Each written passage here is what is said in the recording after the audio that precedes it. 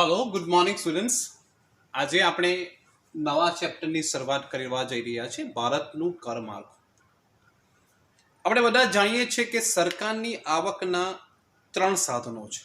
એક ટેક્સ કર, પ્રત્યક્ષ કરવેરા અને પરોક્ષ કરવેરા। બીજું છે પબ્લિક ડેટ, જાહેર દેવું, અને ત્રીજું છે ખાદ્ય પુરવણી। હવે આ બે સાધનો છે, ખાદ્ય પુરવણી અને પબ્લિક ડેટ, જાહેર દેવું, એની સરખામણીમાં જે ટેક્સ છે, કર છે, કરવેરા છે, એ સરકારનું સૌથી અગત્યનું, સૌથી મહત્વનું સાધન છે। સરકારને નાણાં જોઈતા હોય તો સરકાર શું કરે? કર નાખે, પ્રત્યક્ષ કરવેરા અને પરોક્ષ કરવેરા। પબ્લિક ડેટમાં, જાહેર દેવામાં શું થાય? It involves in burden of interest. એ જાહેર દેવું જેટલું કરે એટલું સરકારનું શું થાય? દેવા વ્યાજનો બોજો થાય। અને બીજી બાજુ ખાદ્ય પુરવણી એ અમુક જ સમયે અપનાવવામાં આવતું સાધન છે અને ખાદ્ય પુરવણી હંમેશા ફુગાવો જન્માવે છે। એટલે એ બે સાધનોની સરખામણીમાં કરવેરાનું સાધન એ સૌથી અગત્યનું સાધન છે। અહીં બીજી બાબત એટલી પણ છે કે જે રીતે કરવેરા અગત્યનું સાધન છે તે રીતે કર માળખું પણ એ વેલ એફિશિયન્ટ હોવું જોઈએ, વેલ પ્લાન્ડ હોવું જોઈએ। જો વેલ એફિશિયન્ટ કર માળખું ન હોય તો એ અર્થતંત્રને નુકસાન પહોંચાડી શકે છે। જો પ્રત્યક્ષ કરવેરાનું માળખું બરાબર ન હોય તો એ લોકોની it can adversely affect the ability and willingness of save and invest। એ લોકોની બચત કરવાની અને મૂડીરોકાણ કરવાની શક્તિ અને વૃત્તિ પર માઠી અસર કરી શકે છે। એ જ રીતે જો પરોક્ષ કરવેરાનું માળખું બરાબર ન હોય તો એ સાધનોનો એ માલ એલોકેશન ઓફ રિસોર્સિસ થઈ શકે છે, સાધનોનો ઇષ્ટતમ ઉપયોગ થતો અટકી શકે છે અને એ ફુગાવાજન્ય પરિબળો પણ જન્માવી શકે છે। એટલે કર માળખું એ વ્યવસ્થિત હોવું જોઈએ, વેલ એફિશિયન્ટ હોવું જોઈએ। એ બેડ અને ઇનએફિશિયન્ટ હોય તો પ્રોબ્લેમ થઈ શકે છે। ભારતના કર માળખાની વાત કરીએ તો ભારતના કર માળખાની શરૂઆત બ્રિટિશ કાળમાં થઈ હતી, પણ બ્રિટિશ કાળનું જે કર માળખું હતું એ છે કન્ઝર્વેટિવ હતું, રિગ્રેસિવ હતું, એટલે ગુજરાતીમાં કહે ને હિયમાન હતું, અને એ સમાજના થોડાક જ વર્ગને સ્પર્શતું હતું, એનું પોપ્યુલેશન છે એ હતું। ટૂંકમાં એ જે કર માળખું હતું એ બ્રિટિશના જે સંસ્થાકીય રોલ છે, કોલોનિયલ રૂલ છે, એની જે નીડ્સને સેટિસ્ફાઈ કરે એટલા માટે જ હતું। એટલે એમાં ભાગ્યે જ કોઈ સુધારા કરવામાં આવ્યા। આ તો આઝાદી પછી અને ખાસ કરીને આપણે આયોજન સ્ટાર્ટ કર્યું ત્યાર પછી અનેક કમિટી નીમવામાં આવી, અનેક એક્સપર્ટ્સના રિપોર્ટ માંગવામાં આવ્યા અને વારંવાર આપણા કર માળખામાં સુધારા કરવામાં આવ્યા। ઓકે, એટલે આજના જે આપણા વિડીયો લેક્ચરમાં આપણે કર નીતિના હેતુઓ જોઈશું અને ખાસ અગત્યનો ટોપિક ભારતની કર વ્યવસ્થાના મુખ્ય લક્ષણો જોઈશું। હવે કરનો હેતુ પહેલું છે આર્થિક સાધન। આપણે જોયું કે જો to mobilise resources for economic development, અંગ્રેજીમાં એવું કહેવાય છે કે બીજા બે સાધન છે એની સરખામણીમાં કર, ટેક્સ એ મોસ્ટ ઇમ્પોર્ટન્ટ સાધન છે। બીજું કે બચતને પ્રોત્સાહન આપે છે। આપણને જાણીએ છીએ, સપોઝ કે મારે ટેક્સમાં આવકવેરામાં રાહત મેળવવી હોય તો મને એડીસીની અંદર આવતી વસ્તુ છે એમાં બચત કરવી પડે, મારે રોકાણ કરવું પડે, પીપીએફમાં રોકાણ કરવું પડે, એનએસસીમાં રોકાણ કરવું પડે, ઇન્સ્યોરન્સ પોલિસી લેવી પડે કે એક્સેટ્રા। એ બચતને અને મૂડીરોકાણને પ્રોત્સાહન આપે છે। એ આવકની અસમાનતાને ઘટાડવામાં મદદરૂપ થાય છે। સરકાર શું કરે કે ધનિકો પાસેથી કરવેરા લે અને એની જે યુઝ છે એ ગરીબોના કલ્યાણ માટે લખી શકે છે। એ ફુગાવાજન્ય પરિબળને ડામવા માટે, એને અંકુશમાં લાવવા માટે પણ કામ લાગે છે। આપણે જોઈએ કે સરકારને એવું લાગે ત્યારે સરકાર કરવેરા નાખીને વધારાની આવક છે જે છે એ ખેંચી લે છે। ઇટ ટેક્સ અવે access purchasing power from the hands of people. આપણે ફુગાવામાં ચર્ચા કરી જ છે કે એની નેટ ડિસ્પોઝેબલ ઇન્કમ છે, ખર્ચવા પાત્ર આવક ઘટી જશે, કે લોકોની ખરીદ શક્તિ ઘટાડવા માટે પણ એ કરવેરાનો ઉપયોગ કરીને આવા બે ચાર અમુક હેતુઓ છે। આ રીતે પ્રાદેશિક અસમાનતાને ઘટાડવા માટે પણ કરવેરાનો ઉપયોગ થઈ શકે છે। તો આ થયા છે કર નીતિના મુખ્ય હેતુઓ। અગત્યનો પોઈન્ટ છે આપણા કર વ્યવસ્થાના મુખ્ય લક્ષણો, કે આયોજન કાળ દરમિયાન જ્યારે આપણે પ્લાનિંગના આટલા વર્ષ પછી આપણું જે કર માળખું છે, કર એવું છે, એમાં કયા કયા પરિવર્તનો આવ્યા છે, એના મુખ્ય લક્ષણો કયા છે કર વ્યવસ્થાના. પહેલું છે કરની આવકમાં નોંધપાત્ર વધારો. એ તમે જોઈ શકો છો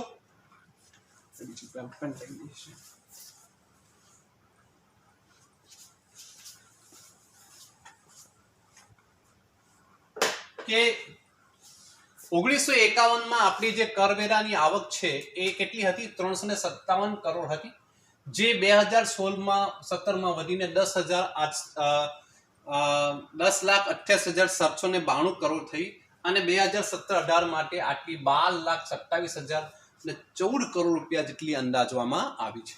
એટલે તમે જોઈ શકો કે 357 કરોડ ખાલી માત્ર, તેમાંથી 12,27,014 કરોડ, એટલે એક ખૂબ જ સારો ગણનાપાત્ર વધારો કહી શકાય છે. કરવેરાની આવકમાં આટલો વધારો થવાનું કારણ શું છે? એ કે બંને આપણું જે કરવેરાનું માળખું છે એ ગહન થયું છે અને વિસ્તૃત થયું છે.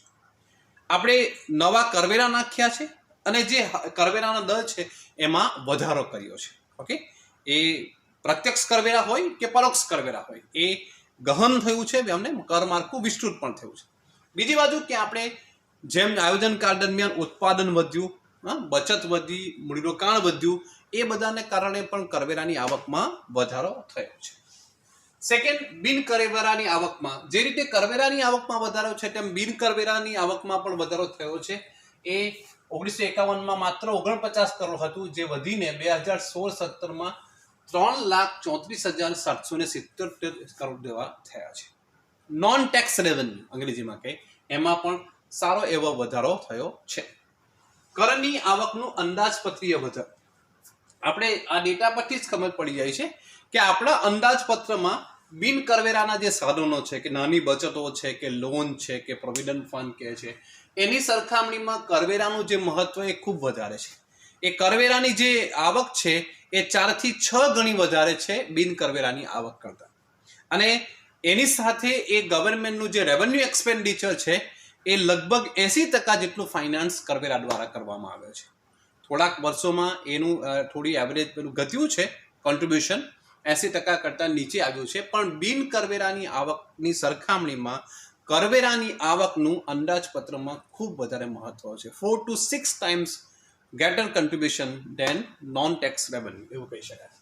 નેક્સ્ટ છે કરની કુલ ઘરેલું પેદાશમાં કરની આવકનો હિસ્સો, એટલે અંગ્રેજીમાં આપણે એને ટેક્સ જીડીપી રેશિયો કહીશું કે જીડીપીના કેટલા ટકા ટેક્સ આવે. તો પહેલા 1951 આપણે ચાલુ કરેલું ત્યારે કેટલા? 6.5% હતું, જે વધીને હવે 2016-17 18% થયું.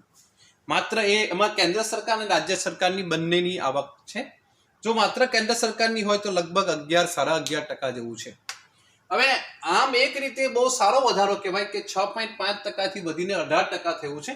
પણ આપણે બીજા વિકસિત દેશોની સરખામણીમાં ગણીએ તો આપણો ટેક્સ જીડીપી રેશિયો ઓછો છે.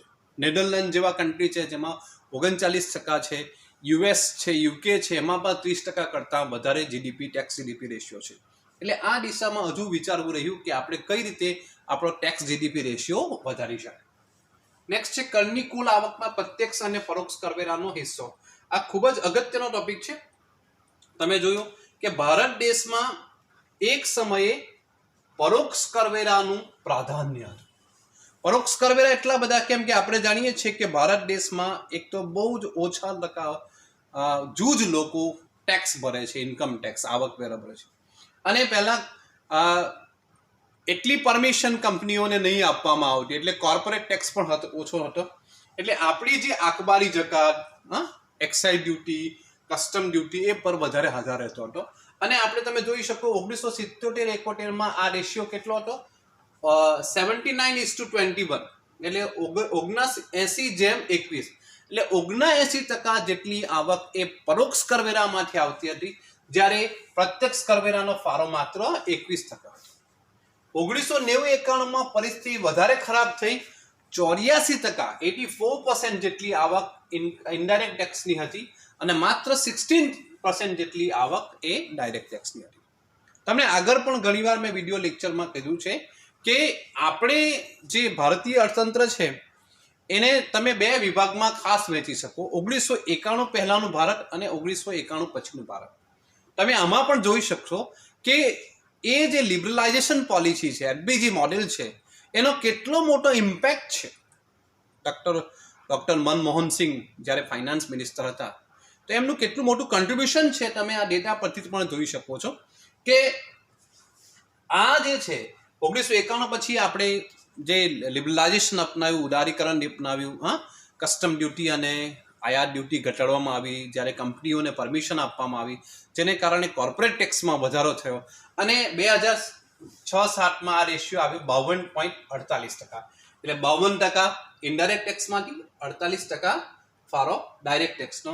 અને હમણાં જોઈએ તમે તો 40% જેટલો હિસ્સો ઇનડાયરેક્ટ ટેક્સનો છે, જ્યારે 60% જેટલો હિસ્સો ડાયરેક્ટ ટેક્સનો છે, જે વિકસિત દેશો જેવો કહી શકાય. કેમ કે વિકસિત રાષ્ટ્રમાં શું હોય છે કે ડાયરેક્ટ ટેક્સનો હિસ્સો એ ઇનડાયરેક્ટ ટેક્સના હિસ્સો કરતાં વધારે હોય છે. ભારત દેશમાં કોર્પોરેટ ટેક્સ વધ્યો છે, ઇન્કમ ટેક્સ વધ્યો છે.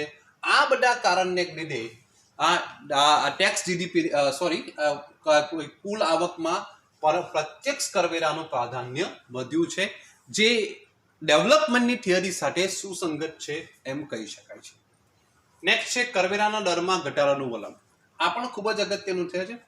ભારત દેશમાં એક સમયે કર માળખું એટલું વિચિત્ર હતું કે જે આપણે કલ્પના પણ ન કરી શકાય. આ ડેટા પરથી તમને એવું લાગશે 1973-74 પહેલા 74 સુધી 2 લાખની ઉપર આવક જો હોય તો એમાં કરવેરાનો દર કેટલો હતો?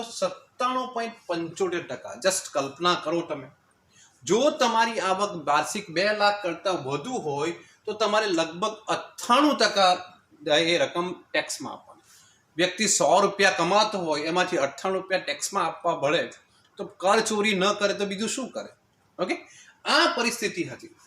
એટલે ત્યારે પ્રત્યક્ષ કરવેરામાં ચેન્જ કરવાની ખૂબ જ જરૂરી હતી અને એમાં વાંચુ કમિટીની ભલામણ કરવામાં આવી અને વાંચુ કમિટીએ ઘડાઈ ને નેક્સ્ટ યરે આ કેટલા કરવામાં 1976-77માં એ 66%. એમાં પણ ઉદારીકરણની નીતિ આવી. આપણે કસ્ટમ ડ્યુટી અને આયાત ડ્યુટી પણ ઘટાડી, એની સાથે સાથે પ્રત્યક્ષ કરવેરામાં પણ ખૂબ મોટા ચેન્જીસ કર્યા. અને હાલમાં જે છે એ પ્રત્યક્ષ કરવેરાનો જે આપણો મેક્સિમમ ટેક્સ છે એ કેટલો છે? માત્ર 30% છે. એ ઘણા દેશો કરતાં આપણો ઓછો છે.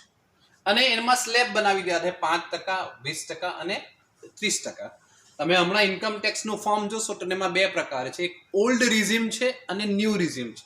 આ ઓલ્ડ રિઝિમ છે એટલે 2.5 લાખ સુધી નીલ ટેક્સ, 2.5 થી 5 લાખ 5%, 5 થી 10 લાખ 20% અને અબો 10 lakhs 30%. ન્યૂ રિઝિમમાં લગભગ એવું છે 2.5 to 5 lakhs 5%, 5 to 7.5 lakhs 10%, 7.5 to 10 lakhs 20% અને અબાઉટ 30%. પણ ન્યૂ રિઝિમમાં એવું છે કે જે 80C અને 80D અંદર જે છૂટછાટ આપવામાં આવે છે તે છૂટછાટ આપવામાં આવતી નથી. એટલે 2 ઓપ્શન પણ આપવામાં આવ્યા છે. તમે ન્યૂ રિઝિમથી ટેક્સ ભરી શકો, ઓલ્ડ રિઝિમથી ટેક્સ ભરી શકો. સૌથી અગત્યની બાબત એવી છે કે એક સમયે જ્યારે 98% ટેક્સ લેવામાં આવતો હતો એ ઘટીને હવે મેક્સિમમ કેટલા લેવામાં આવે છે? 30% લેવામાં આવે છે. એટલે આપણે કરવેરા દરમાં ઘટાડો કર્યો. એવું જ આપણે કર્યું છે પરોક્ષ કરવેરામાં. અહીંયા બી લખેલું 91 પહેલા આપણે શું હતું કે આપણે આપણા જે દેશના ઔદ્યોગિક ક્ષેત્ર છે, ઉદ્યોગો છે, એને વિદેશી આક્રમણથી બચાવવા માંગતા હતા. એવી આપણે એક માન્યતા હતી કે જો આપણે મલ્ટીનેશનલ કંપનીને પરમિશન આપીશું, જો વિદેશી વસ્તુની આયાતની પરમિશન આપીશું તો આપણી કંપનીઓ એની સામે ટકી શકશે નહીં. આપણી જો કે એ ધારણા સાચી પડી નથી અને 1991 પછી આપણે આગળ ડિસ્કસ કર્યા જ છે ગયા સેમેસ્ટરમાં ઔદ્યોગિકરણમાં, એટલે આપણે એની રિપીટ નથી કરતા. પણ જોઈ લો તમે કે આયાત ડ્યુટી હતી મેક્સિમમ 300% જેવી. તમે વિચાર કરો કે 1 લાખ રૂપિયાનું જો કોઈ વસ્તુ આયાત તમે કરો તો એના પર 3 લાખ રૂપિયા તો એ આયાત ડ્યુટી આપવા પડે, ઇમ્પોર્ટ ડ્યુટી આપવા પડે, એટલે 4 લાખ રૂપિયાની વસ્તુ પડે. સમજે? એટલે એ જે વસ્તુ છે એ આપણે ટેક્સ ખૂબ જ ઊંચો હતો અને એ બીજા જ વખતે ધ્યાનમાં direct import duty slash from 300% to direct 20%. અને હાલમાં અમુક વસ્તુ પર આપણે 10% જેટલું કરવામાં. એ જ રીતે કસ્ટમ ડ્યુટી પણ 85% જેટલી થાય હતી અને 85%થી ઘટીને આપણે 15 થી 20% જેટલું કરવામાં આવ્યું છે. એટલે આપણે કસ્ટમ ડ્યુટી અને આયાત ડ્યુટીમાં પણ ધરખમ ફેરફારો કર્યા છે એમ કહી શકાય. આ એક ખૂબ જ અગત્યનો પર્વ છે કે આપણે કરવેરાનું માળખું એ ધરમૂળથી બદલ્યું છે એમ કહી શકાય. પ્રત્યક્ષ કરવેરા અને પરોક્ષ કરવેરામાં આપણે થોડાક છેલ્લા 1-2 દાયકામાં ખૂબ મોટા ચેન્જીસ કર્યા છે. વિવિધ કરવેરામાં સાપેક્ષ મહત્વમાં ફેરફાર એ આમાં આપણે જોઈ જ ગયા છે કે 1950 પહેલા શું સૌથી અગત્યનો ફાળો હતો આવક વેરો અને કોર્પોરેટ વેરા. ત્યાર પછી 1956 આપણે સેકન્ડ 5 યર પ્લાન બન્યા, એમાં સૌ આપણે મોટા ઉદ્યોગોને પ્રોત્સાહન આપ્યું, ઔદ્યોગિકરણની શરૂઆત થઈ. એટલે એક્સાઇઝ ડ્યુટી અને સેલ્સ ટેક્સ એ બેનો ફાળો કુલ આવકમાં, કરવેરાની કુલ આવકમાં વધતો છે અને છેક 1991 સુધી અને ત્યાર પછી પણ એમનું વધતું રહ્યું. પણ 1991 પછી જ્યારે આપણે ઉદારીકરણની નીતિ અપનાવી તો ફરીથી આવક વેરો અને કોર્પોરેટ વેરો એ અગત્યનો ભાગ દર્શાવે છે. અને અહીંયા આપણે ડેટામાં કહીએ કે લગભગ 7% જેટલી આવક એ ડાયરેક્ટ ટેક્સમાંથી થાય છે. સર્વિસ ટેક્સ આ શબ્દ આપણે સાંભળ્યો જ છે. કોઈ પણ સર્વિસ હોય આપણે લઈએ એમાં આપણે સર્વિસ ટેક્સ 1993-94માં ચેલૈયા કમિટીની ભલામણથી આપણે આ સર્વિસ ટેક્સની શરૂઆત કરી હતી. ત્યારે તે સમયે એનો દર માત્ર 5% હતો અને અમુક પ્રકારની ટેલિફોન છે, જનરલ ઇન્સ્યોરન્સ છે, સ્ટોક બ્રોકિંગ છે, એવી અમુક સર્વિસીસ માટે આપણે સર્વિસ ટેક્સ નાખવાનો શરૂઆત કરી. 2013ના બજેટમાં 17 જેટલી સેવાઓ સિવાય બધી જ સેવાઓ સર્વિસ ટેક્સના રિઝીમમાં આપણે કવર કરી દીધી. અને આપણે જોઈએ કે છેલ્લે 2016-17માં એ ખૂબ સારી આવક આપતો આપણો કરવેરાનો થઈ ગયો અને લગભગ 2,31,000 કરોડ જેટલી આવક સર્વિસ ટેક્સમાંથી મળતી હતી. આપણે બધા જ જાણીએ છીએ કે જુલાઈ 2000થી જીએસટી અમલમાં આવ્યું છે, એટલે સર્વિસ ટેક્સ હવે જીએસટીમાં છે. પણ જીએસટીમાં પણ જીએસટીમાં જે રેવન્યુ સરકારને મળે છે એ રેવન્યુમાં સર્વિસ ટેક્સનો હિસ્સો એ ખૂબ મોટો હિસ્સો છે. એમ કે સર્વિસ ટેક્સમાં કેટલીક સર્વિસીસ 10%, 12%, 18% એ રીતે અલગ અલગ સર્વિસીસમાં સર્વિસ ટેક્સ નાખવામાં આવે છે.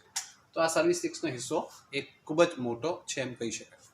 ઓકે, તો આજના આપણા ચેપ્ટરમાં આપણે જોયું કે કર માળખું, કરવેરા એ સરકારની આવકનું ખૂબ જ અગત્યનું સાધન છે. એની સાથે ઇક્વલી જરૂરી છે કે કર માળખું એ સુવ્યવસ્થિત હોવું જોઈએ, વેલ એફિશિયન્ટ હોવું જોઈએ, નહીં તો પ્રોબ્લેમ થઈ શકે. આપણે કર નીતિના હેતુઓ જોયા, જેવું કે આર્થિક સાધન, આપણે રિસોર્સિસ માટે, ફુગાવાના નિયંત્રણ માટે, પ્રાદેશિક અસમતા દૂર કરવા માટે એક્સેટ્રા. એની સાથે આપણે કરની કર વ્યવસ્થાના મુખ્ય ભારતમાં લક્ષણો પણ જોયા. તો આજના દિવસ પૂરતું આટલું રહેશે. Thank you very much.